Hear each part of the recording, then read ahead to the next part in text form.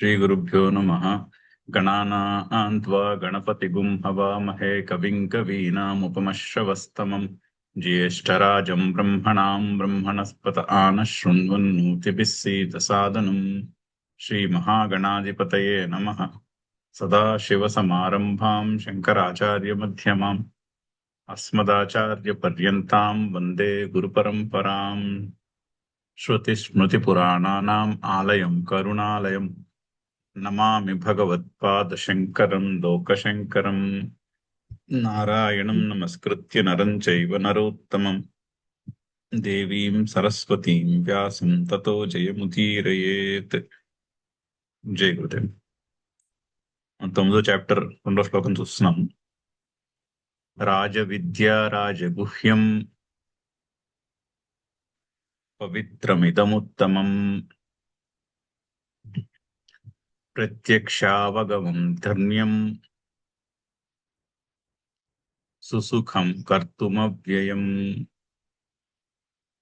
అయితే ముందు చాప్టర్ నుంచి కంటిన్యూయేషన్.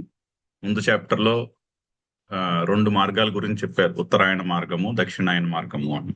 అంటే నిష్కామంగా పనులు చేసుకుంటున్నాము, కానీ నా స్వరూపము కర్తృత్వము లేదు నా స్వరూపంలో, నేను కర్తను భోక్తను కాను అన్నది ఇంకా స్థిరపడలేదు బుద్ధిలో. అలా అంటే అద్వైత భావము స్థిరపడలేదు. సో అటువంటప్పుడు బ్రహ్మలోక ప్రాప్తి, నిష్కామంగా పనిచేసుకుంటూ జ్ఞానంతో కూడుకుని తెలుసుకుని చేస్తూ, కానీ ఇంకా మనోబుద్ధి అహంకార చిత్తాన్ని నాహం అది స్థిరపడలేదు. అప్పుడు అటువంటి వారికి బ్రహ్మలోక ప్రాప్తి ఉత్తరాయణ మార్గం ద్వారా. కామ్యకర్మలు చేసుకునే వాళ్ళకి వేరే వేరే లోకాల ప్రాప్తి, వాళ్ళ కర్మల యొక్క పుణ్య శేషమును బట్టి లోక ప్రాప్తి. ఆ పుణ్యము శేషముగా, పుణ్యం యొక్క శేషం కరిగిపోయిన వెంటనే మళ్ళీ భూలోకంలో జన్మించుట అని 2 మార్గాలు చెప్పి, అయితే అది అక్కడ ముక్తికి మార్గం ఉన్నది ఉత్తరాయణ మార్గంలో, కానీ క్రమముక్తి అంటారు దాన్ని. ఇమ్మీడియట్ గా రావట్లే కదా మోక్షము. ఇక్కడ నిష్కామంగా పనిచేసుకుని బోల్డంతా పుణ్యమును కూడబెట్టుకుంటే అప్పుడు బ్రహ్మలోక ప్రాప్తి. బ్రహ్మలోకములో ఆ గోష్ఠిలో ఆ హిరణ్య గర్భునితో మళ్ళీ జ్ఞానం యొక్క చర్చ. అప్పుడు ఈ జ్ఞానం అర్థం కావాలి, అప్పుడు మోక్షము కల్పాంతమునందు. సో అలాగా క్రమముక్తి అంటారు. అలా క్రమముక్తియే కాదు, ఇమీడియట్ గా సద్యోముక్తి అంటే ఇప్పుడే ఇక్కడే సైకలాజికల్ ఫ్రీడమ్, అది కూడా ఒక మార్గం ఉన్నది అని చెప్పాల్సి ఉంది. అది చెప్పడానికని ఈ చాప్టర్ అక్కడ స్టార్టింగ్ లో తూ అనే పదంతో ముందు పెట్టి, ఇదం తు తే గుహ్యతమం ప్రవక్ష్యామి అనసూయవే. అర్జునుడికి చెప్తున్నాడు, నీకు ఆన్ ది అదర్ హ్యాండ్ గుహ్యతమైనటువంటి జ్ఞానమును కూడా చెప్తున్నాను. జ్ఞానం విజ్ఞాన సహితం యజ్ఞాత్వా మోక్షసే శుభాత్. ఇది తెలుసుకుంటే, ఎప్పుడు తెలుసుకుంటే అప్పుడే, ఎప్పుడు తెలుసుకుంటే అప్పుడే, ఇప్పుడే ఇక్కడే, ఇప్పుడు తెలుసుకుంటే ఇప్పుడే ఇక్కడే మోక్షం. అది సద్యోముక్తి అంటారు. అటువంటిది కూడా ఒకటి ఉంది అని చెప్పడం ప్రారంభించి ఆ జ్ఞానమును స్తుతిస్తున్నటువంటి శ్లోకం, దానికి కంటిన్యూయేషన్. ఆ శ్లోకానికి కంటిన్యూయేషన్ లో చెప్పబోతున్నటువంటి జ్ఞానమును స్తుతిస్తున్నాడు. అంటే కొంత మనము ఆ జ్ఞానమునకు అభిముఖులమై కాస్త జాగ్రత్తగా వింటామనే ఉద్దేశంతో ఆ జ్ఞానమును స్తుతిస్తున్నాడు. ఎటువంటి జ్ఞానము? అదే అవతారిక తచ్చ స్తౌతి. ఆ జ్ఞానమును స్తౌతి అంటే స్తుతిస్తున్నాడు. ఏ విధంగా, ఎటువంటి జ్ఞానం అది? రాజవిద్య, విద్యలలోకెల్లా గొప్పది. విద్యానాం రాజా, 2 విధాలుగా చెప్పచ్చు. రాజు యొక్క విద్య అని కూడా చెప్పచ్చు. రాజులకు సంబంధించినటువంటి విద్య, ఆ రాజులకు చెప్పబడినటువంటి విద్య, కాబట్టి రాజ విద్య అంటే ఇది ఒకప్పుడు రాజులకు కదా చెప్పబడిందని కూడా శ్రీకృష్ణుడు కూడా అదే చెప్పాడు కదా. ముందు వివస్వానుడు నుంచి అలాగా రాజుల యొక్క లినియేజ్ లో వచ్చిందని చెప్పుకుంటూ వచ్చాడు. సో అలా అర్థం చేసుకుంటే రాజవిద్య అంటే ఆ రాజుల యొక్క వంశంలో ఒక రాజు నుంచి ఇంకొక రాజుకి అందజేయబడినటువంటి విద్య, కాబట్టి రాజవిద్య. ఇంకోలా కూడా చెప్పుకోవచ్చు, విద్యానాం రాజా, విద్యలలోకెల్లా రాజు. ఇది అంటే అన్ని రకాల విద్యల్లోకి ఇది అత్యున్నతమైనది, అందుకని రాజవిద్య. అది అర్థమవుతూనే ఉన్నది కదా. భగవద్గీతలో చెప్తున్నటువంటి ఈ జ్ఞానము ఇది అత్యున్నతమైనటువంటి జ్ఞానం. ఇమాజిన్ చేసుకోండి, అసలు ఈ మాటే వినలేదు మనం జీవితంలో కర్మణ్యేవాధికారస్తే అన్న మాటే వినలేదు అనుకోండి. అసలు మన సంస్కారంలో ఎక్కడ ఆ మాట వినలే లేదు. ట్రెడిషన్ లో ఎలా ఉంటుంది చూడండి, ఆలోచించండి. జీవితం అంటే ఏదో ఒక పాయింట్కి వచ్చి మనము జీవితంలో ముందో తొందరగానో లేకపోతే కొంచెం లేట్ గానో ఆ మాట విని ఆ మాట అర్థం చేసుకునే ప్రయత్నంలో ఉన్నాం. కర్మల యందే ఫోకస్ ఉండాలి కానీ ఫలముల మీద ఉండకూడదు. అలా ఫలముల మీద ఫోకస్ తీసేస్తే కాస్త మనసుకి ఊరట కలుగుతుంది, కాస్త స్ట్రెస్ ఫ్రీగా ఉండగలుగుతాము అని ఈ మాట అసలు చెప్పనే లేదనుకోండి. యాజ్ ఇట్ ఈస్ మనం సమాజంలో చూస్తూ ఉంటాం, కోరికల చుట్టూ ఎంత హడావిడి జరుగుతూ ఉంటుందో. లౌకికమైన ప్రపంచంలో కూడా కోరికల చుట్టూనే పరిగెడుతూ ఉంటారు జనాలు. ఆధ్యాత్మిక జీవితంలో కూడా కోరికల చుట్టూనే పరిగెడుతూ ఉంటారు. పూజలు, పునస్కారాలు, ధ్యానాలు, వీటన్నిటిలో కూడా అవన్నీ కోరికల చుట్టూనే తిరుగుతూ ఉంటాయి. మొత్తం జీవితము, ఆధ్యాత్మికమైన జీవితము లేదా సాంసారికమైన జీవితము రెండూ కూడా ప్యూర్లీ 99.99% కోరికల చుట్టూనే తిరుగుతూ ఉంటుంది. ఆ 0.01% కూడా కోరికల చుట్టూ ఎందుకు తిరగదు అంటే, ఇగో ఇటువంటి జ్ఞానం ఉండుట. ఈ విద్య ఏదో టైంలో ఈ విద్య కాస్త మనకి బుర్రకెక్కడం మొదలు పెడితే ఆ కోరికల చుట్టూ పరిగెట్టడం అనేది తగ్గుతుంది. అది తగ్గకపోతే జీవితం ఎలా ఉంటుందో ఊహించుకోండి. అందుకని ఇది రాజ్య విద్య. అలాగే రాజ్య గుహ్యం అంటే అన్నిటికంటే గుహ్యమైనది చెప్పుకున్నాం. ఇది గుహ్యం శ్రేష్ఠ అంటే ఓపెన్ సీక్రెట్ వంటిది. అందుకని రాజగుహ్యం సీక్రెట్స్ లోకెల్లా మోస్ట్ సటిల్ సీక్రెట్ అంటే ఎలా ఉంటుందంటే ఎవరికి తెలియకుండా ఉండదు, అందరికీ తెలుసు. ఇప్పుడు E=mc², అందరికీ తెలుసు ఆ ఈక్వేషన్. కొద్దో గొప్ప ఫిజిక్స్ ఇంటర్మీడియట్ వరకు ఫిజిక్స్ చదువుకున్న వాళ్ళందరికీ E=mc² అని తెలుసు, కానీ ఎవరికి అర్థం కాదు అదేమిటో. ఎనర్జీ మాస్ ఈక్వలెన్స్ అంటే ఏమిటి చెప్పమన్నాం అనుకోండి ఎవరినైనా, అసలు ఏమిటి ఎనర్జీ మాస్ ఈక్వలెన్స్ అంటే అది ఎవరికి తెలియదు. E=mc² పెద్ద పెద్ద పోస్టర్ల మీద అతికించి ఊరంతా కనిపించవచ్చు, కానీ అది ఏమిటో తెలియదు, అదేమిటో అర్థం కాదు. అది ఓపెన్ సీక్రెట్ అంటే ఎదురుగుండానే కనిపిస్తోంది, కానీ అదేమిటో అర్థం కాదు. తత్వమసి అని మనం ఏ గుడికి వెళ్ళినా, చాలా గుళ్ళల్లో ఆ పైన ఎక్కడో బోర్డు మీద రాసి ఉంటుంది, అహం బ్రహ్మాస్మి, తత్వమసి, ప్రజ్ఞానం బ్రహ్మ, ఈ వాక్యాలన్నీ రాసి ఉంటాయి, కానీ అదేమిటో ఎవరికి తెలియదు. అవి ఏమిటో ఒక్క పిసరు కూడా ఎవరికి అర్థం కాదు. సో అందుకుని అది ఓపెన్ సీక్రెట్, అందుకుని అది రాజగుహ్యం. అందుకని సీక్రెట్స్ అన్నిటిలోకెల్లా సటిలెస్ట్. ఎందుకంటే ఎదురుకుండా కనిపిస్తూనే ఉంటుంది, కానీ దాని అర్థం ఎవరికి తెలియదు. సో అది సటిల్ సీక్రెట్ అంటే అలా ఉంటుంది. పవిత్రం, ఇది అన్నిటికన్నా పవిత్రమైనది. అంటే పవిత్రము చేయున్నది. చూడండి, మన అంతఃకరణము కూడా శుద్ధి కలగాలి అంటే కోరికలు తీసేయాలి. కోరికలు తీసి పక్కన పెడితేనే అంతఃకరణం యొక్క శుద్ధి మొదలవుతుంది. కోరికలు, రాగద్వేషములు ఉన్నంత కాలము అది పొగే, ధూమము, కనిపించదు. రజోగుణం ఉన్నంత కాలము ఏమీ కనిపించదు సరిగ్గా, ధూమం వంటిది అది. సో క్లారిటీ ఆఫ్ థింకింగ్ ఉండాలి అంటే రజోగుణం పోవాలి ఫస్ట్. రజోగుణాన్ని తీసి పక్కన పెట్టాలి, కోరిక తీసి పక్కన పెట్టాలి. కోరిక పక్కన పెట్టిన రోజునే మనకి క్లియర్ గా అర్థం. ఇప్పుడు ఒక సిచ్యువేషన్ లో కూడా అంతే కదా, ఏదైనా ఒక కష్టమైన సిచ్యువేషన్ లో ఇరుక్కున్నాం అనుకోండి, ఆ సిచ్యువేషన్ లోంచి నాకు ఏమొస్తోంది అన్న పాయింట్ పక్కన పెడితేనే కానీ సిచ్యువేషన్ సరిగ్గా అర్థం చేసుకోలేము. ఓ ప్రాబ్లంలో ఉన్నప్పుడు ఆ ప్రాబ్లం యొక్క సొల్యూషన్ కనుక్కోవాలి అంటే కోరిక ఒక యాంగిల్, ఈ సిచ్యువేషన్ లోంచి నాకు రావాల్సిన లాభము ఏమున్నది అన్న థాట్ పక్కన పెడితేనే కానీ, సిచ్యువేషన్ అవ్వచ్చు, రిలేషన్షిప్ అవ్వచ్చు, ఆ థాట్ పక్కన పెడితేనే కానీ పాయింట్ క్లియర్ గా అర్థం కాదు అసలు. అప్పుడు ఆ థాట్ పక్కన పెట్టే వరకు మనకి ప్రాబ్లం క్లియర్ గా ప్రాబ్లం స్టేట్మెంట్ ని క్లియర్ గా డిఫైన్ చేయలేము అసలు. అంటే ఆ కోరిక యొక్క లెన్స్ తీసేస్తేనే కానీ క్లారిటీ ఆఫ్ థింకింగ్ ఉండదు. అందుకని ఆ కోరిక యొక్క లెన్స్ తీసేయమని చెప్పే విద్య ఇది ఒక్కటే. ఇంకా ఏ విద్య కూడా కోరిక యొక్క లెన్స్ తీసేయమని చెప్పదు. ఇది ఒక్క విద్యనే ఆ కోరిక అనే ఒక నల్ల కళ్ళజోడు తీసి పక్కన పెట్టి ప్రపంచాన్ని చూడమని చెప్పే విద్య. అదే పవిత్రం. ఆ లెన్స్ తీసి పక్కన పెట్టేయడమే పవిత్రం. అందుకని ఈ విద్య పవిత్రమైనది. ఉత్తమం తెలుస్తూనే ఉంది. ఉత్తమం ఎందుకో ప్రత్యక్షావగమం. ఇది తెలుసుకుందుకు వేరే వేరే టూల్ అక్కర్లేదు. ఇప్పుడు ప్రమాణాలు, ప్రత్యక్ష ప్రమాణం అంటే ఒక process of cognition. Direct cognition కి ప్రత్యక్షము అంటాం. డైరెక్ట్ కాగ్నిషన్ కాక ఇండైరెక్ట్ కాగ్నిషన్ ఉంటుంది, అంటే ఇన్ఫరెన్స్, లాజికల్ ఇన్ఫరెన్స్. దీనికి లాజికల్ ఇన్ఫరెన్స్ ఏం అక్కర్లేదు. నేను ఉన్నాను అని తెలియడానికి లాజిక్ ఎందుకు? తెలుస్తూనే ఉందిగా. మెలకు వచ్చిన క్షణం నుంచి తెలుస్తూనే ఉంది ఉన్నాను అని. క్లారిటీ ఎంతో క్లియర్ గా తెలుస్తుంది. దాన్ని నేను ఉన్నాను ఉన్నాను అన్నది తెలియడానికి వేరే టూల్ అక్కర్లేదు. కాకపోతే మనం దానికి సిగ్నిఫికెన్స్ ఇయ్యము. దానికి అసలు సిగ్నిఫికెన్స్ ఇయ్యము. అది వేరు. కానీ సిగ్నిఫికెన్స్ ఇవ్వాలి అనుకున్నప్పుడు కూడా వేరే టూల్ అక్కర్లేదు. అది చాలా సిగ్నిఫికెంట్. ఉన్నాను అన్న ఎక్స్పీరియన్స్ చాలా సిగ్నిఫికెంట్ అని గ్రహించడానికి కూడా వేరే టూల్ అక్కర్లేదు. జస్ట్ గ్రహించాలంతే. సో డైరెక్ట్ కాగ్నిషన్ ఇది. దీనికి వేరే టూల్ ఏమీ అక్కర్లేదు. ఇండైరెక్ట్ కాగ్నిషన్, లాజికల్ రీజనింగ్ అక్కర్లేదు.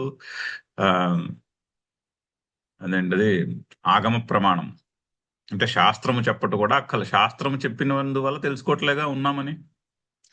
శాస్త్రము పాయింట్ చేస్తోంది ఉన్నాను అని. నీకు తెలుస్తోంది, నువ్వు ఎప్పుడైనా గ్రహించావా అని గుర్తు చేస్తోంది అంతే శాస్త్రం.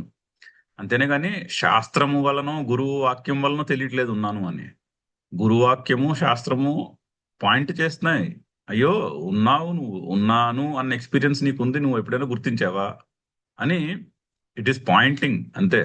ఇప్పుడు కోరికలు లేకుండా కర్మలు చేస్తే స్ట్రెస్ ఫ్రీగా ఉంటుంది అని శాస్త్రం చెప్తే తెలుసుకోవడం ఎందుకు? తెలుస్తూనే ఉంది. శాస్త్రం మనకి గుర్తు చేస్తోందంటే నువ్వు ఎప్పుడైనా గమనించావా? నీ జీవితంలో నువ్వు చాలా సార్లు కోరికలను పక్కన పెట్టి పని చేసి ఉంటావు. కోరికలను పక్కన పెట్టి పని చేసిన రోజుని స్ట్రెస్ లేకుండా చేసి ఉంటావు. ఒక్కసారి వెనక్కి తిరిగి పరిశీలించి గుర్తించు అని చెప్తోంది శాస్త్రం. అంటే శాస్త్రం ఉన్నదాన్నే మనం మర్చిపోయిన విషయాన్ని గుర్తు చేస్తోంది అంతే. అంతేగాని తెలియని కొత్త విషయాన్ని చెప్పట్లేదు. అందుకని ప్రత్యక్ష అవగాహన. ధర్మ్యం ధర్మము కంటే వేరు కానిది, ధర్మము కంటే దూరము కానిది. ఇప్పుడు ఎంతటి పుణ్యకర్మ అయినా కూడా అందులో కొంత అధర్మం మిక్స్ అయిపోయి ఉంటుంది. ధర్మాలు రెండు డ్యువాలిటీస్ని విడగొట్టలేంగా. అధర్మం లేకుండా ధర్మం ఉండదు, ధర్మం లేకుండా అధర్మం ఉండదు. So there is nothing called 100% ధర్మం. అలాగే దెర్ ఇస్ నథింగ్ కాల్డ్ 100% అధర్మం. ఎంత గొప్ప ధర్మమైనా అందులో కొంత ఎక్కడో మిక్స్ అయ్యే ఉంటుంది, మిక్స్ అయ్యి ఉండాలి. అందుకనే దానికి ధర్మం అన్న పేరు వస్తుంది. సో ఇది అలా కాదు, ఇది ప్యూర్. ఇది ధర్మము కంటే, అంటే మన ఐడియలిస్టిక్ అండర్స్టాండింగ్ ఆఫ్ ధర్మము కంటే వేరైనది ఏమీ కాదు. దానికంటే దూరము కాదు. అంటే కించిత్తు కూడా కల్తీ లేదు అని అర్థం. అది ధర్మ్యం అంటే ధర్మాత్ అనపేతం, అంటే ధర్మము కంటే కించిత్తు కూడా దూరము కానిది, వేరు కానిది. సుసుఖం.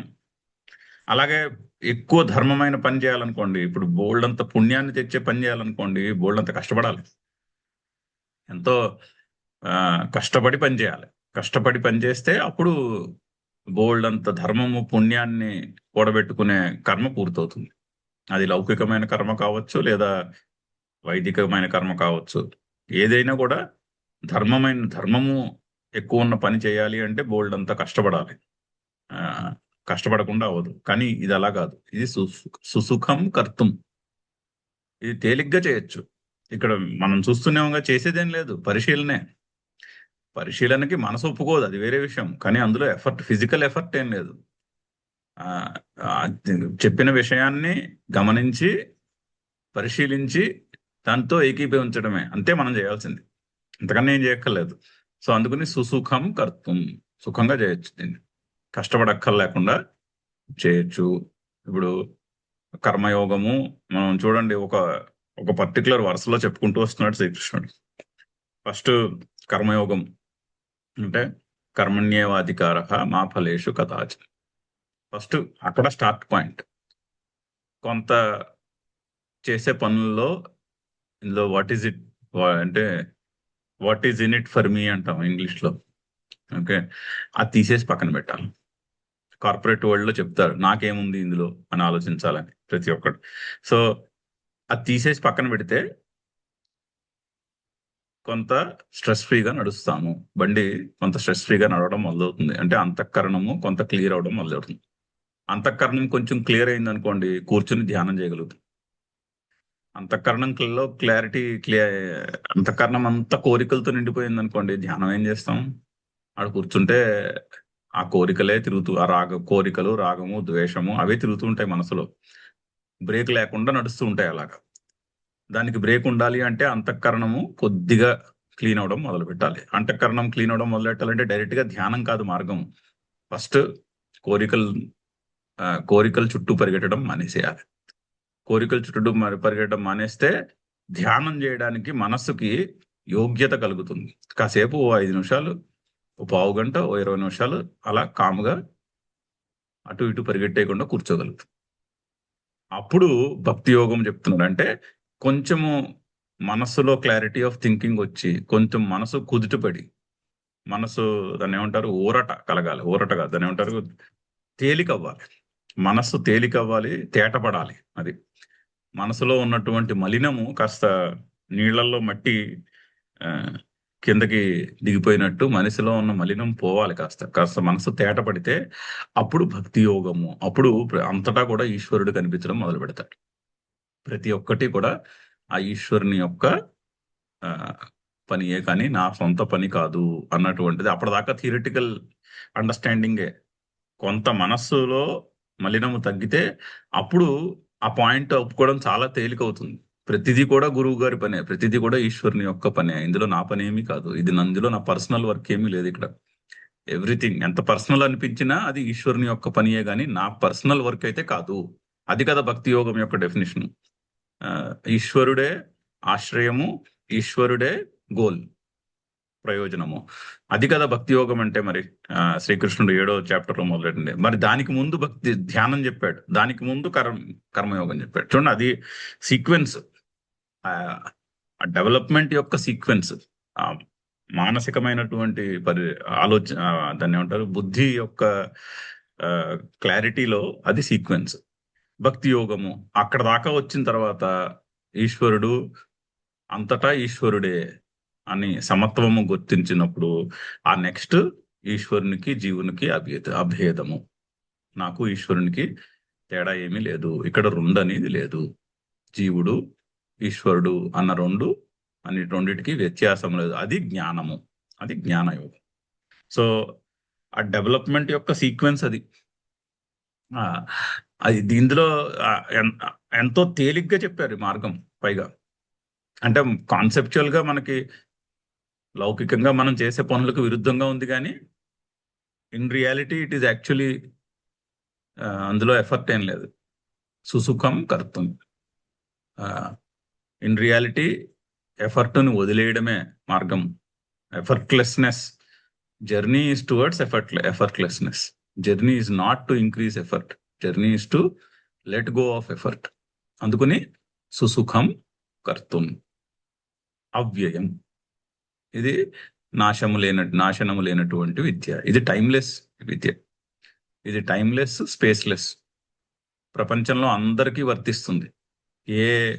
ఏ కులం వారికైనా వర్తించేటటువంటి జ్ఞానం.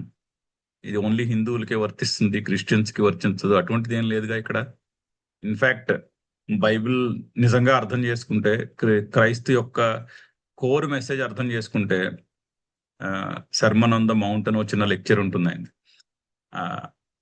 ఆ లెక్చర్ చదివామనుకోండి, మీరు ఆ లెక్చర్ తీసి చాలా చిన్నది, 10 పేజీల పుస్తకం ఉంటుందేమో, సర్మన్ ఆన్ ద మౌంట్ అని ఉంటుంది. అది సెర్చ్ చేసి ఎప్పుడైనా మీరు అందులో మ్యాటర్ చూడడం మొదలు పెట్టారనుకోండి, ఎగ్జాక్ట్లీ ఇక్కడ చెప్తున్న విషయం, ఉపనిషత్తుల్లో చెప్తున్న విషయాలే ఉంటాయి. So it is timeless, it is timeless and spaceless. అందరికీ వర్తిస్తుంది. ఒక పలానా సెక్ట్ వాళ్ళకే వర్తిస్తుంది అనేమి లేదు ఇక్కడ. సో అందుకని అది అవ్యయము, నాశనము లేనిది. It is timeless knowledge.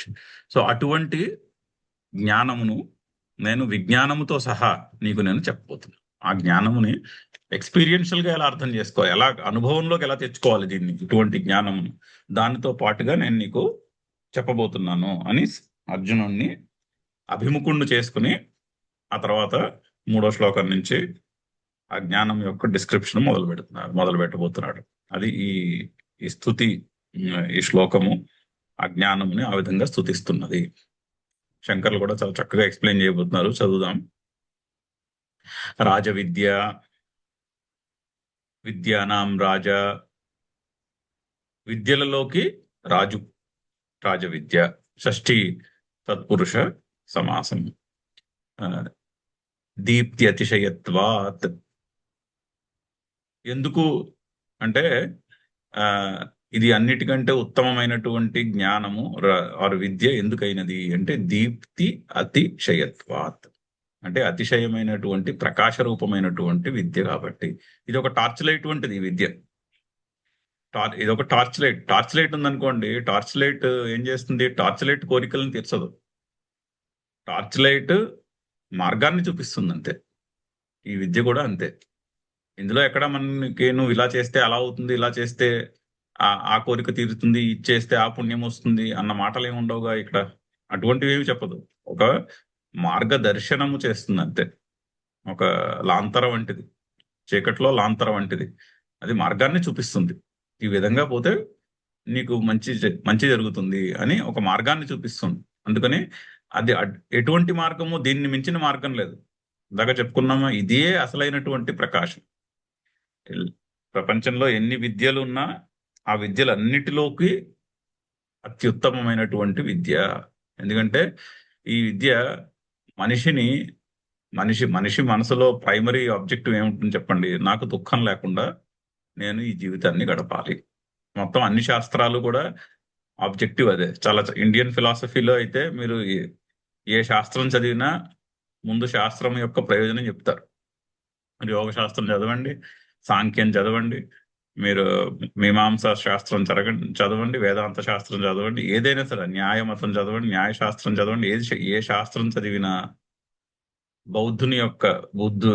బౌద్ధ మతం యొక్క శాస్త్ర గ్రంథాలు చదివినా, ఏది చదివినా కూడా ఒకటి కామన్ గోల్ అందరికీ కూడా, దుఃఖమును నివారించుట ఎట్లు. దుఃఖము లేకుండా ఏ విధంగా బతకాలి, అది అల్టిమేట్ ఆబ్జెక్టివ్.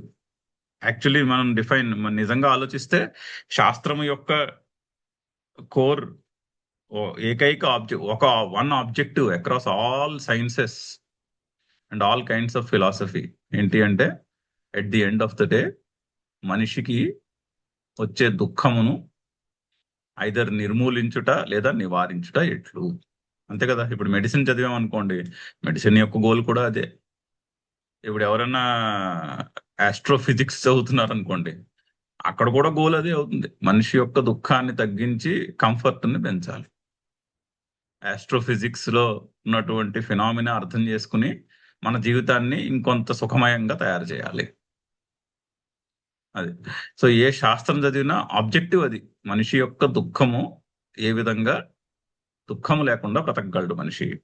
కానీ మీరు చెప్పండి, అన్ని రకాల లౌకిక ఆధ్యాత్మిక శాస్త్రాల్లో ఒకే ఒక్క శాస్త్రం నిజంగా దుఃఖం లేకుండా ఎలా బతకాలో ఆ క్వశ్చన్ ని సాల్వ్ చేసినటువంటి శాస్త్రం ఒక్కటే. అది ఇక్కడ మనం చదువుతున్నటువంటి ఉపనిషత్తుల యొక్క సారం. ఈ శాస్త్రం ఒక్కటే ఆ క్వశ్చన్ కి 100% ఆన్సర్ ఇస్తుంది. ఇంకా ఏ శాస్త్రము కూడా ఆ క్వశ్చన్ కి 100% ఆన్సర్ ఇవ్వలేదు. ఎంతో కొంత మేరకు ఇస్తుంది. కొంత మేరకు దుఃఖము నుంచి ఊరట కలిగించేటటువంటి సమాధానాలు అన్ని శాస్త్రాలు చెప్తాయి. కానీ 100% మోస్ట్ కాంప్రిహెన్సివ్ ఆన్సర్ ఎక్కడ దొరుకుతుంది అంటే ఇక్కడే దొరుకుతుంది. అవుట్ సైడ్ గీతా/ఉపనిషత్ ఆ క్వశ్చన్ కి 100% ఆన్సర్ దొరకదు, ఛాన్సే లేదు. ఓన్లీ ఇక్కడ ఒక్కటే 100% ఆన్సర్ దొరుకుతుంది. అందుకని దీప్తి అతిశయత్వాత్ అంటున్నారు. అదే ఎక్స్ప్లెయిన్ చేస్తున్నారు. దీప్యతే హి ఇయం అతిశయేన బ్రహ్మ విద్య సర్వ విద్యానాం, అంటే అన్ని విద్యలకు కూడా బ్రహ్మ విద్య అతిశయేన దీప్యతే, అతిశయమైనటువంటి ఒక ఇన్కంపారబుల్ టార్చ్ లైట్ వంటిది. అన్ని విద్యలన్నిటినీ మనం టార్చ్ లైట్లతో పోలిస్తే ఆ టార్చ్ లైట్లు అన్నిటిలోకి కూడా కంపారిజన్ లేనటువంటి టార్చ్ లైట్ ఏదయ్యా అంటే బ్రహ్మ విద్య. ఉపనిషత్తులు భగవద్గీత ఉపనిషత్తుల యొక్క సారము ఈ భగవద్గీత ఇక్కడ ఏదైతే చెప్తున్నారో ఇది విద్యలలోకెల్లా most prominent or most important torch light or most powerful torch light అది. ఎందుకంటే వేరే విద్య ఏది కూడా మనిషి దుఃఖము లేకుండా ఎలా బ్రతకగలడు అన్న క్వశ్చన్కి 100% ఆన్సర్ ఇవ్వలేదు. They don't even come close. ఏదో ఒక 15-20%, 30% ఆన్సర్ చేస్తాయేమో. ఇంకే శాస్త్రము కూడా ఈ చుట్టుపక్కల ఇక్కడ చెప్తున్నటువంటి కాంప్రిహెన్సివ్నెస్ ఆఫ్ రెస్పాన్స్ కి దగ్గరికి కూడా రాలేవు ఏ శాస్త్రము కూడా. అంత డిఫరెన్స్ జాగ్రత్తగా మనం మిగిలిన శాస్త్రాలు చదివి తెలుస్తుంది. ఇప్పుడు తర్కశాస్త్రం చదివి తెలుస్తుంది. వాళ్ళ తర్కంలో లాజిక్ చెప్తారు, కానీ వాళ్ళ ఆబ్జెక్టివ్ ఏంటంటే ఎందుకు అంత లాజిక్ అంటే అంత లాజికల్ గా ఆలోచించి ఈ ఈ సృష్టి యొక్క దాన్ని ఏమంటారు స్వభావాన్ని తెలుసుకోవాలి.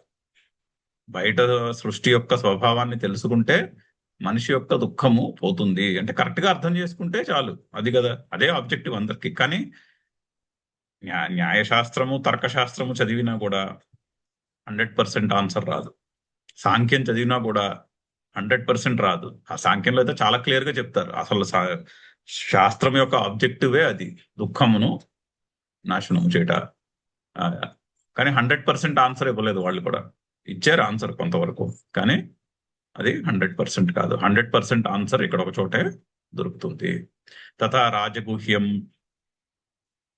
గుహ్యానాం రాజా. సిమిలర్లీ గుహ్యములలో అంటే రహస్యములలో రాజు. రహస్యములన్నిటిలోకి అతిశయమైనటువంటి రహస్యము. అంటే ఎంత రహస్యం అంటే ప్రతి గుళ్ళోనూ తత్వమసి అని ఉంటుంది. మీరు ఏ గుడికి వెళ్ళినా అక్కడ ఆ చుట్టుపక్కల ఎక్కడో ఈ వాక్యం కనిపిస్తూనే ఉంటుంది, కానీ అదేమిటో ఎవరికి అర్థం కాదు. సహస్ర శీర్ష పురుష అని మీరు రోజు ఎన్నిసార్లు గుళ్ళకి వెళ్తే అన్నిసార్లు వినిపిస్తుంది అన్నమాట. కానీ అదేమిటో ఎవరికి అర్థం కాదు, అసలు ఎవరికి అక్కర్లేదు. వినేసి అభిషేకం అయితే ఆ దేవుని యొక్క విగ్రహం మీద కాసిన నీళ్లు పోసేసి దండం పెట్టుకుని వెళ్ళిపోవాలనే హడావిడి ఉంటుంది, కానీ అసలు చెప్తున్నది ఏమిటి అక్కడ మంత్రంలో అని ఆలోచించే ఓపిక ఎవరికి ఉండదు. అంత ఓపెన్ సీక్రెట్. కొన్ని జనరేషన్స్ గా మనం వింటూ వస్తున్నాం ఆ మాటలు, కానీ ఆ మాటల యొక్క సిగ్నిఫికెన్స్ ఎప్పుడో ఎవరికో కానీ పూర్తిగా అర్థం కాదు. సో అందుకని గుహ్యానాం రాజా. పవిత్రం పావనం ఇదముత్తమం. పవిత్రం ఇది, పవిత్రం అంటే పావనం, అందులోనూ కూడా బెస్ట్. ఇదం ఉత్తమం. ఉత్తమం సర్వేషాం పావనానాం. సర్వేషాం పావనానాం శుద్ధిపరిచే వాటిలన్నిటిలోకి ఇది ఉత్తమం. చాలా టూల్స్ ఉన్నాయి శుద్ధిపరిచేవి, కానీ శుద్ధిపరిచే టూల్స్ అన్నిటిలోకి ఇది ఉత్తమం. బెస్ట్ టూల్ మనం రోజు ఎక్స్పీరియన్స్ చేస్తాం. శ్రద్ధనిచ్చే టూలు, శుద్ధిపరిచే టూలు నీరు. స్నానం చేసిన వెంటనే కాసేపు చాలా ఉత్సాహంగా అనిపిస్తుంది. వెంటనే వెళ్ళి కాస్త ఆ పూజ గది దగ్గరికి వెళ్ళి కాసేపు ప్రార్థన చేసుకోవాలనిపిస్తుంది. అంటే శ్రద్ధావా ఆపహ అన్నారు, అంటే నీళ్లు శ్రద్ధను కలుగు చేస్తాయి. ఆ విధంగా చాలా టూల్స్ ఉన్నాయి శుద్ధిపరిచే టూల్స్. వాటన్నిటిలోకి కూడా ఉత్తమమైనది ఈ జ్ఞానం. ఉత్తమం సర్వేషాం పావనానాం శుద్ధి కారణం ఇదం బ్రహ్మజ్ఞానం. ఈ బ్రహ్మజ్ఞానము అన్నిటికంటే శుద్ధిపరిచే వాటిల్లో కల్లా కూడా ఇది మోస్ట్, దాన్ని ఏమంటారు, అన్నిటికంటే కూడా బాగా శుద్ధిపరిచేదని అదే చెప్తున్నారు. ఉత్కృష్టతమం, ఉత్కృష్టతమం ఉత్తమమైన వాటిల్లో మోస్ట్ ఉత్తమం. మళ్ళీ ఉత్తమతమం అంటున్నారు, అందులోనూ కూడా బెస్ట్ ఆఫ్ ద బెస్ట్ అన్నమాట. ఎందుకు బెస్ట్ ఆఫ్ ద బెస్ట్? అనేక జన్మ సహస్ర సంచితమపి ధర్మాధర్మాది సమూలం కర్మ క్షణమాత్రాద్ భస్మీకరోతి.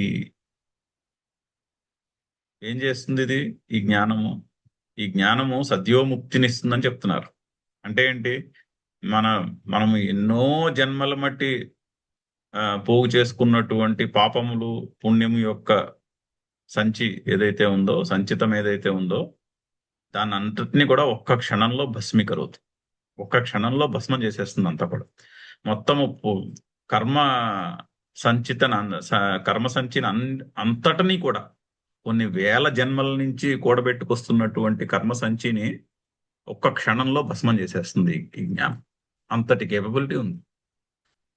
అనేక జన్మ సహస్ర సంచితమపి, అంటే వేల జన్మలలో కూడబెట్టుకున్నటువంటిది కూడా అటువంటి కర్మ సంచితం, అంటే ధర్మాధర్మములతో కూడుకున్నటువంటి పుణ్యము పాపములతో కూడుకున్నటువంటి ఆ బ్యాంక్ బ్యాలెన్స్ అంతటినీ కూడా సమూలం, దాన్ని మూలముతో సహా క్షణమాత్రాత్ భస్మీకరవుతాయి, ఒక్క క్షణంలో భస్మము చేసేస్తుంది. అందుకుని ఇది ఉత్తమం, అది అన్ని పవిత్రము, ఇదం ఉత్తమం. అందుకుని ఇది అన్నిటికంటే బెస్ట్ టూల్. మరి చూడండి దాని పవర్ చూడండి, ఆ జ్ఞానం యొక్క పవర్ చూడండి. నేను కర్తను కాను అని అర్థం చేసుకోవాలంతే. మోక్షముకి వేరే కర్మ ఏం చేయక్కర్లేదు. ఆ పుణ్య పాపముల యొక్క సంచిని పూర్తిగా అనుభవించను అక్కర్లేదు. ఎందుకంటే దానికి అయిపోవడం అంటూ ఉండదు. అది అట్లా నడుస్తుంటే అలా నడుస్తూనే ఉంటుంది. దాని పేరే అది సంసారము. బాగా ప్రవహిస్తూ ఉంటుంది, అది అలా ప్రవహిస్తూనే ఉంటుంది. ప్లస్ మైనస్ అట్లా నడుస్తూనే ఉంటాయి అవి. దానికి ఏం బ్రేక్ ఉండదు. అది దాని యొక్క నేచర్ అది. కానీ నేను కర్తను కాను, నేను భోక్తను కాదు. మనోబుద్ధి అహంకార చిత్తాన్ని నా అహం. అర్థం చేసుకుంటే చాలు. అర్థం చేసుకుంటే కొన్ని వేల జన్మల యొక్క కర్మ సంచితం ఏదైతే ఉందో అది క్షణమాత్రములో నాశనం అయిపోతుంది. చూడండి ఎంత ఓపెన్ సీక్రెట్ చూడండి. ఆ నిర్వాణ షట్కం రోజంతా వింటాం మనం. రోజంతా ఎక్కడెక్కడో వినిపిస్తూనే ఉంటుంది ఆ మాట. మనోబుద్ధి అహంకార చిత్తాన్ని నా అహం. ఫస్ట్ లైనే, ఫస్ట్ లైన్ అది ఎవరికైనా అర్థమవుతుందంట? ఎంతమందికి అర్థమవుతుంది చెప్పండి మీరు? అంత ఓపెన్ సీక్రెట్. కానీ దాని పవర్ చూడండి. అర్థం చేసుకుంటే కొన్ని వేల జన్మల యొక్క కర్మ సంచితము క్షణమాత్రములో భస్మము చేయగలుగుతుంది. క్షణమాత్రాత్ భస్మీకరోతి. యతః అతః కిం తస్య పావనత్వం వక్తవ్యం.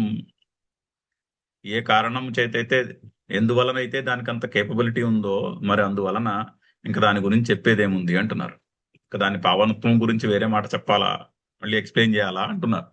అందుకనే అది పవిత్రమైన వాటిల్లోకెల్లా కూడా ఉత్తమమైనటువంటిది, అత్యుత్తమమైనటువంటి పవిత్రమైనటువంటి విద్య. కించ ప్రత్యక్షావగమం ప్రత్యక్షేణ సుఖదుఃఖాదేః ఇవ అవగమః యస్య తత్ ప్రత్యక్షావగమం. అయితే ఇది ప్రత్యక్షావగమనము, అవగమము అంటే ప్రత్యక్షముగా తెలిసేది. ఏ విధంగా తెలుస్తుంది? నేను సుఖిని, నేను దుఃఖిని అని డైరెక్ట్ గా తెలుస్తోందిగా. అదే విధముగా ఇప్పుడు నేను సుఖంగా ఉన్నాను, నాకు వేరే వాళ్ళు ఎవరినో చెప్పాలండి, అక్కర్లేదు. నాకు లాజికల్ రీజనింగ్ కావాలా, నేను సుఖంగా ఉన్నానని చెప్పడానికి అక్కర్లేదు. వాళ్ళే మనకి ఏ క్షణానికి ఆ క్షణం తెలుస్తూనే ఉంటుంది. ఈ క్షణం సుఖంగా ఉన్నాను, ఈ క్షణం నేను సుఖంగా లేను అని డైరెక్ట్ గా తెలుస్తుంది. వేరే థర్డ్ పార్టీ ఇంటర్ఫీరెన్స్ ఏమీ అక్కర్లేకుండా డైరెక్ట్ గా తెలుస్తుంది. అలాగే ఇది కూడా నేను ఉన్నాను అన్నది ప్రత్యక్షంగా తెలుస్తుంది. తెలిసి అది ఎలాగా తెలుస్తూనే ఉంది. అదే ఆ విషయం తెలుస్తుందిగా. ఇప్పుడు అంతఃకరణము క్లీన్ అయింది అనుకోండి, ఆ మాట ఇంకెంత చక్కగా తెలుస్తుంది. కోరికలతో నిండిపోయినటువంటి అంతఃకరణంతో ఉన్నప్పుడే ఉన్నాను అన్నది డైరెక్ట్ గా తెలుస్తోంది.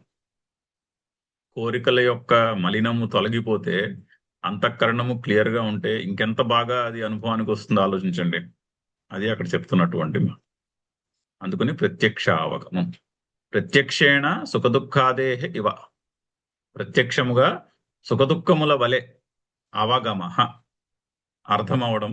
యస్య తత్ దేనికి ఉన్నదో తత్ అది ప్రత్యక్ష అవగమం. ఆ విధంగా అర్థమవుతుంది కాబట్టి అది ప్రత్యక్ష అవగమము. అనేక గుణవత అపి ధర్మ విరుద్ధత్వం దృష్టం. ఇప్పుడు ఏదైనా మంచి గుణములు ఉన్నాయనుకోండి, ఎంతో మంచి గుణములు ఉన్న మనిషిని కనిపించేవారు సాధారణంగా 99.9999% మంది మనుషులు చాలా మంచి క్వాలిటీస్ ఉన్నప్పటికీ కూడా ఏదో ఒక అవగుణం ఉంటుంది, లేకుండా ఉండదు. అనేక గుణవత అపి ధర్మ విరుద్ధత్వం దృష్టం. ఎంతో కొంత అందులో ఆ అధర్మమును చూపెట్టచ్చు.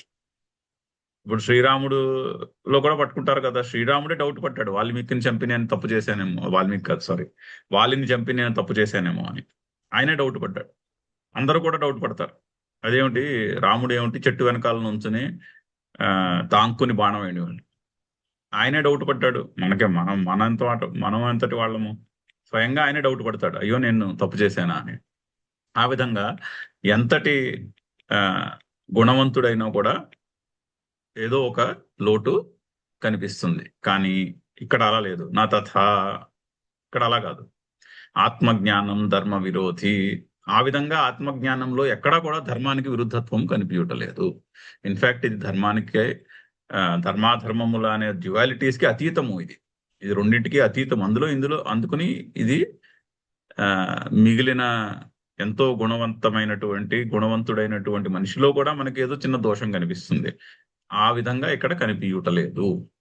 తథా ఆత్మజ్ఞానం ధర్మ విరోధి. అందుకని ధర్మ్యం అనే పదం అనే విశేషణం వేస్తున్నారు. ధర్మ్యం అంటే ఏమిటి? దాన్ని విగ్రహం చెప్పాలి అంటే ధర్మాత్ అనపేతం, అంటే దూరము కానిది. పేతం అంటే అపేతం అంటే దూరం, అనపేతం అంటే దూరము కానిది. నా అపేతం అనపేతం, ధర్మాత్ నా అనపేతం, ధర్మము కంటే ఎప్పుడు కూడా దూరంగా లేదు. అందుకని ఇది ధర్మ్యం. ఏవమపి స్యాత్ దుస్సంపాద్యం. ఒకవేళ మనకి లౌకికంగా అటువంటిది 100% ప్యూర్ అన్నది ఏమైనా కనిపించినా కూడా అది దుస్సంపాద్యం. అది సంపాదించటకు తేలిగ్గా ఉండదు, అది సంపాదించడానికి కష్టం అవుతుంది ఎప్పుడు కూడా. కానీ ఇక్కడ అటువంటిదేమీ లేదు. అతః ఆహా సుసుఖం కర్తుం. ఇందులో కష్టపడి సంపాదించాల్సింది ఏమీ లేదు, కష్టపడక్కర్లేదు. ఉత్తమమైనటువంటి ధర్మ్యము అయినటువంటిది, ప్రత్యక్ష అవగమము అయినటువంటిది కూడా ఇవన్నీ ఉన్నప్పటికీ కూడా దీంట్లో మనము కష్టపడి సాధించేదంటూ ఏమీ లేదు. అందుకని సుసుఖం కర్తుం అనే విశేషణం వేస్తున్నారు. అతః ఆహా సుసుఖం కర్తుం. యథా రత్న వివేక జ్ఞానం. ఎగ్జాంపుల్ ఇస్తున్నారు. రత్న వివేకం. ఇప్పుడు ఒక స్టోన్ చూసి ఇది డైమండా కాదా అని చెప్పాలనుకోండి, డైమండా డూప్లికేటా అని చెప్పాలనుకోండి, అది కొంచెము ఎవరో చెప్పాలి, చిన్న ఉపదేశం ఎవరో చెప్పాలి. అంటే ఉపదేశం అంటే తెలిసిన వాడు చెప్పాలి, ఇగో ఇలా పరిశీలిస్తే బాగుంటుంది, ఇలా పరిశీలిస్తే నీకు తెలుస్తుంది అని ఎవరో కొంత మనకి సూచన ఇవ్వాలి. సూచన చేసి మనం ఒక 4-5 సార్లు 10 సార్లు ప్రాక్టీస్ చేసాం అనుకోండి, ఆ తర్వాత మనము చెప్పగలుగుతాం. సో రత్న వివేక జ్ఞానము తేలిగ్గా అర్థమైపోతుంది. తెలిసిన వాళ్ళు చెప్పి ఈ విధంగా పరిశీలించండి అని చెప్పారనుకోండి, అర్థమైపోతుంది. ఆ తర్వాత మనం కూడా పరిశీలించి అది ఒరిజినల్ డైమండా కాదా అన్నది కాస్త మనము నిర్ణయించుకోగలుగుతాం. ఆ విధంగా రత్న వివేక జ్ఞానము వలె ఈ ఈ ఆత్మజ్ఞానము కూడా దుస్సంపాద్యం కాదు, సుసుఖం కర్త, తేలిగ్గానే అర్థమైపోతుంది. గురువు చెప్పాలి, నువ్వు పరిశీలించావా, అసలు ఉన్నాను అన్న ఎక్స్పీరియన్స్ ఉంది, నువ్వు పరిశీలించు అని చెప్పాలి.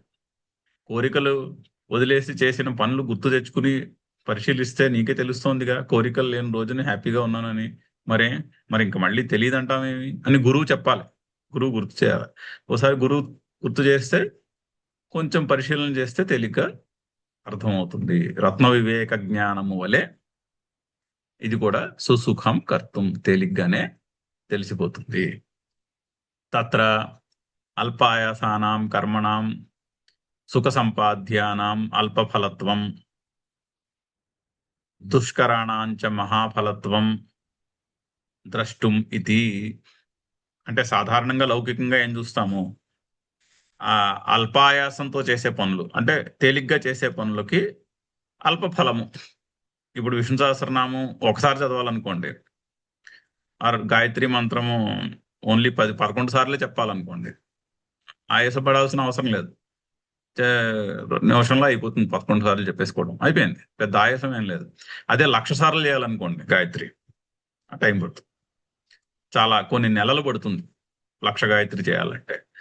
సో 1,00,000 గాయత్రి చేస్తే బోలెడంత పుణ్యము, 11 సార్లే గాయత్రి చేస్తే కొంచెం పుణ్యం. అలా అని కదా చెప్తారు, లౌకికంగా అలా చెప్తారు. సో అల్పాయాసానాం కర్మణం సుఖ సంపాద్యానాం అల్ప ఫలత్వం. తేలిగ్గా చేసిన దానికి కొంచెమే ఫలము. దుష్కరాణాంచ మహాఫలత్వం. కష్టపడి చేసే కర్మకి బోల్డంత ఫలము అని చెప్తారు. లౌకికంగా అలా కనిపిస్తుంది, కానీ ఇక్కడ అలా కాదు. ఇదంతు on the other hand this one సుఖ సంపాద్యత్వాత్, ఇది మాత్రం తేలిగ్గా అర్థమైంది. ఇంకొక డిఫరెన్స్ కూడా ఉంది. చాలా మంచి లాజికల్ ఆర్గ్యుమెంట్స్ చేస్తున్నారు శంకర్లు. ఫలక్షయాత్ వేతి ఇతి ప్రాప్తం. అయితే ఇంకొక డిఫరెన్స్ ఉంది. ఇప్పుడు మనం 1,00,000 గాయత్రి చేసామనుకోండి, పుణ్యము యాడ్ చేసుకుంటాం, అవునా? 11 సార్లే గాయత్రి మంత్రం చేస్తే కొద్దిగా పుణ్యం, కొద్దిపాటి పుణ్యం యాడ్ చేసుకున్నాము. 1,00,000 గాయత్రి చేస్తే బోల్డంత పుణ్యం యాడ్ చేసుకున్నాం. ఏదో చిన్న తండ్రి హోమం చేసినప్పుడు, రుద్రాభిషేకం చేసినప్పుడు, ఏకవార రుద్రాభిషేకం చేస్తే కొంచెం తక్కువ ఆయాసంతో అయిపోయింది, 1/2 గంటలో అయిపోతుంది నమ్మకం చమకం చదవడం ఏకవార రుద్రంలో. అదే 11 సార్లు చేయాలనుకోండి, ఆ 1/2 గంట చదవడం ఇంటూ 11 టైమ్స్ చేయాలి. అంటే మరి ఆయాసం పెరిగిందిగా, కష్టము. సో ఏకవార రుద్రాభిషేకానికి కొంచెం పుణ్యము, ఏకాదశి రుద్రాభిషేకానికి బోలెడంత ఎక్కువ పుణ్యము అని పుణ్యాన్ని ఎడిటివ్, అది సంపాదించుకుంటున్నాం, అది యాడ్ చేసుకుంటూ పోతున్నాం. కానీ ఇక్కడ అలా కాదు. తెలుసుకుంటే ఒకటి సుఖంగా తెలుసుకోవచ్చు, పైగా తక్కువ ఎఫర్ట్తో ఫలక్షయము. కర్మయోగము చేస్తే కర్మయోగము యొక్క ఇంపాక్ట్ ఏంటి? ఫలము యొక్క క్షయము కలుగుతున్నది, కొత్త ఫలాన్ని యాడ్ చేయట్లేదు. In fact it is destroying the కర్మ బ్యాలెన్స్. ఇన్స్టెడ్ అంటే ఎఫర్ట్ పెట్టి పని చేస్తుంటే కర్మ బ్యాలెన్స్ యాడ్ అవ్వట కంటే కర్మ బ్యాలెన్స్ డిస్ట్రాయ్ అవుతుంది. అంటే చూడండి ఎంత, దాన్ని మరి ఆ ఇంపాక్ట్ని ఎలా ఎక్స్ప్లెయిన్ చేయాలో కూడా నాకు తెలియట్లేదు. అంటే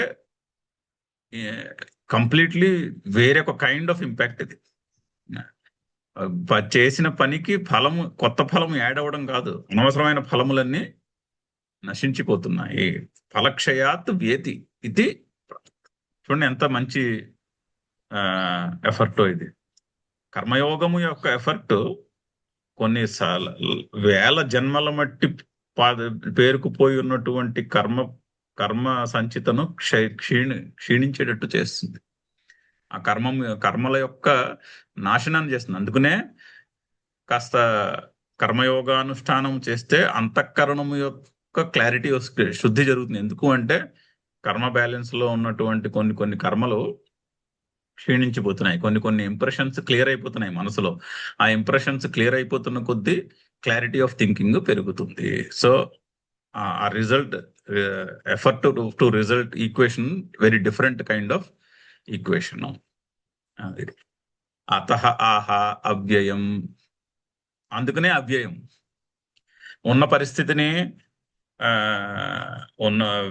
ఉన్న పరిస్థితిని ఇంకా దాన్ని ఏమంటారు, ఇంకా జటిలం చేసేయట్లేదు. ఇప్పుడు కొత్త పనులు చేస్తూ, మంచి పనులే అవి ఉండొచ్చు, పుణ్యమును తెచ్చే కర్మలే చేస్తూ ఉండొచ్చు మనం.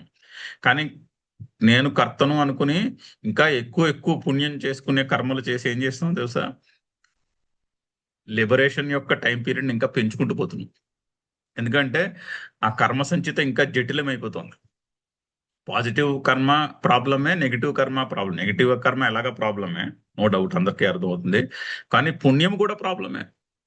ఇప్పుడు బోల్డ్ అంత పుణ్యం చేరిపోయింది అనుకోండి, అనవసరంగా అక్కడికి వెళ్ళి ఏ స్వర్గలోకానికి వెళ్ళి అక్కడ ఉండాలి ముందు, ఆ పుణ్యం క్షీణించేదాకా. ఆ పుణ్యం క్షీణించిపోయిన తర్వాత మళ్ళీ ఇక్కడ పుట్టాలి. మళ్ళీ ఇక్కడ పుట్టిన తర్వాత మళ్ళీ ఆ టైంలో ఏ గురువో దొరకాలి, ఆ గురువు యొక్క ఉపదేశం లభించాలి, ఇదంతా మళ్ళీ చదవాలి, ఇదంతా చదివి మళ్ళీ ఇదే పరిశీలన మళ్ళీ చేయాలి. ఇదంతా ఎవడపడతాడు? సో ఒక విధంగా పుణ్యం యొక్క ఎడిషన్ కూడా ఆ కర్మ సంచితను ఇంకా జటిలం చేసేస్తోంది. కానీ అది దాన్ని తేలికైతే చేయటం లేదు. అందుకని ఈ జ్ఞానములో ఉన్నటువంటి యునిక్ క్వాలిటీ ఇది. పైగా అవ్యయము. నా అస్య ఫలతః కర్మవత్ వ్యయ. దీని నుంచి వచ్చే ఫలము, ఇప్పుడు మనం పుణ్యం సంపాదించుకున్నాం అనుకోండి, ఆ పుణ్యాన్ని ఖర్చు పెట్టాలి. పట్టుకెళ్ళి గోల్డ్ అంత పుణ్యం అకౌంట్ బ్యాలెన్స్ లో కూడబెట్టేసుకుంటే కుదరదు. ఆ తర్వాత ఆ పుణ్యాన్ని ఖర్చు చేయాలి కూడా మనం. ఆ పుణ్యం అంతా ఖర్చు అయిన తర్వాతే కదా మోక్షం. ఇప్పుడు పాపం ఖర్చు చేస్తాం, అయిపోయింది, పాపం ఏం లేదు, ఓన్లీ పుణ్యమే ఉందనుకుందాం థియరటికల్ గా కర్మ బ్యాలెన్స్ లో. అదేమి అంత మంచిదేం కాదు అది కూడా, ఎందుకంటే ఎంత పుణ్యం ఉంటే ఆ పుణ్యాన్ని అంతటినీ ఖర్చు చేయాలి ఎక్కడికో వెళ్ళి ముందు. అదంతా ఖర్చు అయిన తర్వాతనే మోక్షం. సో ఏ ఎన్- ఆ పుణ్యము కర్మ బ్యాలెన్స్ లో అదొక ప్రాబ్లం ఉంది, కానీ కర్మయోగం నుంచి వచ్చే ఫలము ఆ విధంగా ఉండదు. కర్మయోగం నుంచి వచ్చిన ఫలము మాత్రము అవ్యయం. అది ఇట్స్ యునిక్. అందుకని అస్య ఫలతః కర్మవత్ వ్యయ నా అస్తి ఇది అవ్యయం. వేరే కర్మల యొక్క ఫలము వలె అది క్షీణించుట అనే పాయింటే లేదు అసలు, డిస్కషన్, ఆ డిస్కషనే ఉండదు ఇక్కడ. అందుకనే ఇది అవ్యయం. అతః శ్రద్ధేయం ఆత్మజ్ఞానం. అందుకని ఈ ఆత్మజ్ఞానమును శ్రద్ధగా అర్జునుడు వినాలి, మనము వినాలి అని మనల్ని అభిముఖీపరచడానికి ఆ జ్ఞానము యొక్క స్తుతి. చాలా చక్కని శ్లోకము, చదుదాం. రాజవిద్య రాజగుహ్యం పవిత్రమిదముత్తమం ప్రత్యక్షావగమం ధర్మ్యం సుసుఖం కర్తుమవ్యయం. ఓం పూర్ణమదః పూర్ణమిదం పూర్ణాత్ పూర్ణముదచ్యతే పూర్ణస్య పూర్ణమాదాయ పూర్ణమేవావశిష్యతే. ఓం శాంతి శాంతి శాంతి. హరి ఓం.